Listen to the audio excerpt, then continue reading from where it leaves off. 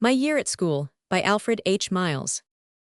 I was rather old to start out as a schoolgirl, for I was 17 and had never been to school before. We lived in the heart of the country, and my education had been rather casual, broken into now for a day's work, and now for a day's play, now for visitors staying in the house, now for a visit to friends or relations. As is the way when you are one of a large family and do your lessons at home, especially if your tastes lie rather in the line of doing than thinking. I did not love books. I loved gardening and riding the pony, and making cakes and minding the baby. My sisters were much cleverer than I, and I had never believed it possible that I could excel in anything requiring study, so I satisfied myself with being rather clever with my hands. However, I didn't really mind work of any kind, and I worked at my lessons when I was at them, though I was always ready enough to throw them aside for anything else that might turn up. When my mother said I must go away to good school for a year, I was quite willing. I always loved a change. The school chosen was a London high school, and I was to board with some people we knew. They had no connection with the school, so I was thrown pretty much on my own resources and had to find my way about for myself. I had to go up first for the entrance exam, and I shall never forget my feelings that day. The headmistress had a sharp, quick manner, and I thought she set me down as very stupid for my age. I was put in a room with a lot of girls, mostly younger than myself, and given a set of exam papers to do. The way the questions were put was new to me. I was nervous and worried, but I worked on doggedly with the courage of despair, certain that I was showing appalling ignorance for a girl of 17, and that I should be placed in a form with the babies. Two very pretty girls were working beside me. They had curly black hair and bright complexions and lovely dark eyes, and there was a fair girl who wrote diligently all the time and seemed in no difficulty. When it was over, I asked her how she had got on, and she said she had found it quite easy and answered most of the questions. We compared notes, and I saw that if she was right, I must be wrong, and as she was quite sure she was right, I went home very despondent indeed, but determined to work my way up from the bottom if need be. Next morning, I hardened my heart for what was to befall me and started for school. I had to go by omnibus and found one that ran just at the right time. I was met at the school entrance by a tall, thin, small-featured lady who wore glasses and spoke in a sharp, clear voice, but quite kindly, telling me that I was in the 5th form and my desk was that nearest the door. There was a good deal of crush and confusion as there were a lot of new girls, and I sat at my desk and wondered whether the 5th form was the highest or the lowest. I could hardly believe I was in the highest form, but the other girls sitting at the desks looked as old as myself. The two pretty dark girls were there, but I saw no sign of the fair girl who had worked so easily. I sat and watched for her, and presently she came in, but she was moved on to the form behind. She was in the 4th form, and I heard her name, Mabel Smith. I had a good report at the end of the first term, and went home happy, very happy to get home again, for I had never been so long away before, and I found my little brothers grown out of knowledge. But the Christmas holidays were soon over, and I went back in a cold, snowy week. And London snow is a miserable spectacle, not like the lovely pure white covering which hides up all dirt and ugliness in the country. However, I knew my way about by this time, and found my old familiar bus waiting for me, and the conductor greeted me with great friendliness. He was a most kind man, and always waited for me as long as he could. This term we had a new mistress for mathematics, and I didn't like her a bit. I was always very slow and stupid at mathematics, and the new mistress was so quick. She worked away like lightning, and I could not follow her. She would rush through a proposition in Euclid, proving that some figure was, or was not equal to some other figure, and leave me stranded vainly trying to understand the first proof when she was at the last. And I couldn't care, anyhow, whether one line could be proved equal to another or not. I felt it would be much simpler to measure it and have done with it. It was the same in arithmetic. She took us through innumerable step fractions with innumerable steps, just as fast as she could put the figures down, and all I could do was to stare stupidly at the blackboard and hope that I might be able to worry some sense out of it all at home. And she gave us so much homework that I had to toil till after 10 at night, and then had to leave my sums half done, or neglect my other work altogether. I was slow and stupid, I knew, but the others all suffered too, though not so much, and presently complaints were made by all the other mistresses that their work was not done, and all the girls had the same reason to give. The arithmetic took so long. So Miss Vinton made out a timetable for our prep and said we were to leave off when the time was up, whether we'd finished or not. It was a great relief. My hair was turning gray with the work and worry, but I did not get on at all with mathematics, and in the end-of-term exam, I came out very badly in that and in French. As most of us had done badly in those subjects, our poor madame, and the mathematical mistress did not come back next term. Miss Vinton gave us mathematics herself, and a splendid teacher she was, letting some daylight even into my thick head, which was not constructed for that kind of work, and her sister gave us French, and we really began to make progress. Some of the girls had done well before, those who sat near Madame and talked to her, but most of us had not learnt much from her. Altogether, it was with regret that I saw the end of my school year drawing near, and I was very anxious to do well in the final exams. They were to be rather important, as we were to have a university examiner, and there were 2 prizes offered by people interested in the school, one for the best literature paper and one for the best history. I did want a prize to take home. There was great excitement in the school, and we all meant to try our best.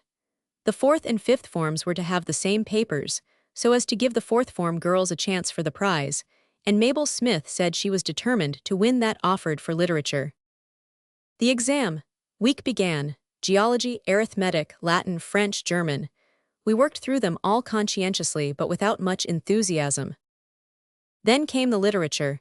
You could hear the girls hold their breaths as the papers were given to them.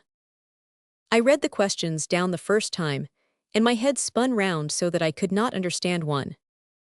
This won't do, I said to myself, and set my teeth and clung to my desk till I steadied down. Then I read them through again. I found one question I could answer right away, and by the time I had done that my brain was clear, and I knew the answers to every one. Alice Thompson was sitting next me. She was one of the pretty dark girls, and very idle. "What's the date of Paradise Lost?" she whispered. I didn't know what to do. I wouldn't speak, and of course I knew that it was very mean of her to ask, but I was sure of the date, and I thought it would be mean of me not to tell her. Just then Miss Vinton walked up the room and glanced round at us. Alice bent over her work, writing diligently. Miss Vinton went down the room again, and Alice edged up to me, questioning me with her pretty dark eyes. I hesitated, then I pushed the sheet I had just finished close to the edge of my desk, so that she could read the date, which she did quickly enough. After that, she looked over my papers freely whenever Miss Vinton wasn't looking. I was rather worried about it, but I didn't think she could win the prize, for I knew she hadn't worked at the subject at all, and if she didn't I thought it couldn't matter much to anyone. I had answered all the questions a good while before the time was up. I thought we had been allowed too long, and was surprised to see Mabel Smith and 1 or 2 more scribbling away for dear life till the last minute. However, the time was up at last, and we all gave in our papers. "How did you get on, Margaret?" asked Miss Vinton, smiling kindly at me. "I think I answered all the questions right," I replied. "That's good," she said. The history paper was given us next day, and it filled me with despair. The questions were so put that short answers were no use, and I was afraid to trust myself to write down my own ideas. However, after a bit the ideas began to come, and I quite enjoyed scribbling them down. Alice had been moved to another desk, so I was left in peace, for Joyce, who was a friend of mine, was next to me, working away quietly. I was getting on swimmingly, when all at once the bell rang, and I had only answered 3/4 of the questions. I was vexed, for I could see 1 or 2 more I could have done. However, there was no help for it. The papers must be given up. "I wish I had had a little more time," I said to Miss Vinton, as I gave in my work. "You had as much as the rest," she answered rather sharply, and I went away feeling sad and snubbed. The exams were over, and we were to know the result next day. I don't think any of us wanted that extra half-hour in bed in the morning, which generally seemed so desirable, and we were all waiting in the cloakroom, a chattering throng, for discipline was relaxed on this occasion. When the school bell rang, and we hurried in to take our places, Miss Vinton made us a speech, saying that the general results of the examinations had been very satisfactory. Our term's work had been on the whole good. We could hardly listen to these general remarks when we were longing for particulars. At last they came. Alice Thompson was awarded the Literature Prize. Her work was so very accurate, and her paper so well written. There was a silence of astonishment. Alice turned scarlet. I felt horrified to think what mischief I had done by being so weak-minded as to let her copy my work. Mabel Smith was white, but Miss Vinton went on calmly. Mabel Smith comes next. Her paper was exceptionally well written, but there were a few blunders which placed it below Alice's. Then came Nellie, Joyce, and the rest of the fifth form, and one or two of the fourth, and I began to get over the shock of Alice's success, and to wonder what had happened to me. At last my name came with just half marks. My cheeks were burning. I was dreadfully disappointed and ashamed. Miss Vinton saw what I was feeling and stopped to explain that the examiner had not wanted mere bald answers of dates and names, but well-written essays, showing thought and intelligence. This was how I had failed, while Alice, cribbing my facts, had worked them out well and come out first. I felt very sore about it, and almost forgot the injustice done to Mabel Smith. There was still the history prize, and a hush of excited expectation fell on us when Miss Vinton began again. The history prize has been awarded to Nellie Gascoigne for a very good paper indeed. Margaret and Joyce have been bracketed second. Their papers were excellent, and only just behind Nellie's in merit. I gasped with surprise. I had left so many questions unanswered that I had had no hope of distinction in history. This was some consolation for my former disgrace, and then my mind went back to the question of what was to be done about the literature prize. As soon as the business of the morning was concluded, Mabel Smith touched my arm. She was still quite white, and her eyes were blazing. "I must speak to you," she said. "Come to the cloakroom," I answered. "We can get our books after." "You know Alice Thompson cheated," she said, the moment we were alone. "I sat just behind, and I saw you push your papers over to her, and she leant over and copied whatever she wanted." "I never dreamt she'd get the prize," I answered. "I only wanted to help her out of a hole." "Well, she did get it, and it's my prize, and what are you going to do about it?" "I don't know, I'm sure. Of course I oughtn't to have let her copy, but I thought it wouldn't hurt anyone." "You'll have to tell Miss Vinton now. It's not fair I should be cheated out of the prize I've honestly won, and I'd worked so hard for it too. I can't think how I came to make those mistakes. I wish to piece you hadn't. But anyhow, Alice could never have got it if she hadn't cheated, and you must tell Miss Vinton."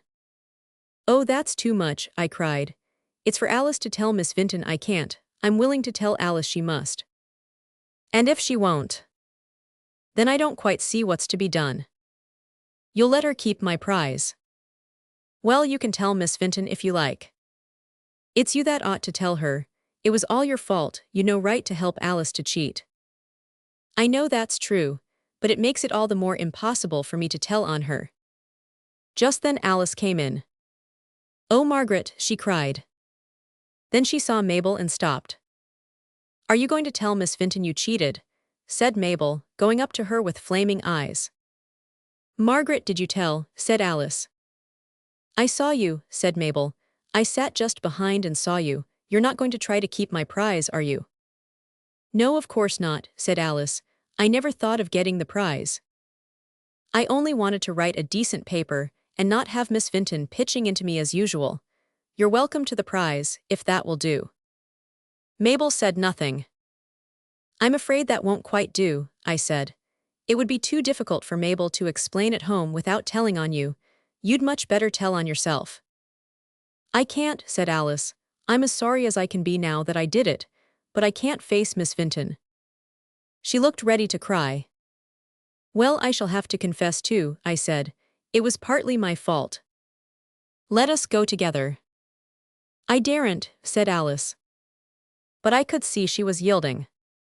"Come along," I said, taking her arm. "It's the only way out. You know you won't keep Mabel's prize, and it's as bad to keep her honor and glory. This is the only way out. Let's get it over." She came then, but reluctantly. Fortunately, we found Miss Vinton alone in her room, and between us, we managed to stammer out our confession. Miss Vinton, I think, was not surprised. She had feared there was something not quite straight. but she was extremely severe with us both, as much with me as with Alice, and as it was to be my last interview with her, I was heartbroken.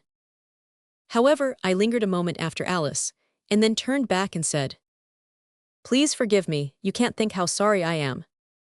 "Remember, Margaret," she replied, "that it is not enough to be honorable in your own conduct, you must as far as possible discourage anything dishonorable in other people. I know you would not cheat yourself, but if it is wrong to cheat, it is equally wrong to help someone else to cheat, don't you see? Will you remember this in future, in big things as well as in small? You must not only do right yourself. Your influence must be on the right side too. Certainly, I forgive you. You've been a good girl all this year, and I'm sorry to lose you." So I went away comforted. And I came home with never a prize to show. But I had what was better. I had acquired a real love of study which I have never lost. I don't know what became of Alice Thompson. I only hope that she never had to earn her living by teaching. Nellie Gaskin went home to a jolly family of brothers and sisters, and gave herself up to the pleasures and duties of home. Joyce became assistant mistress in a school, and Mabel followed up her successes at school by winning a scholarship at Cambridge a year later.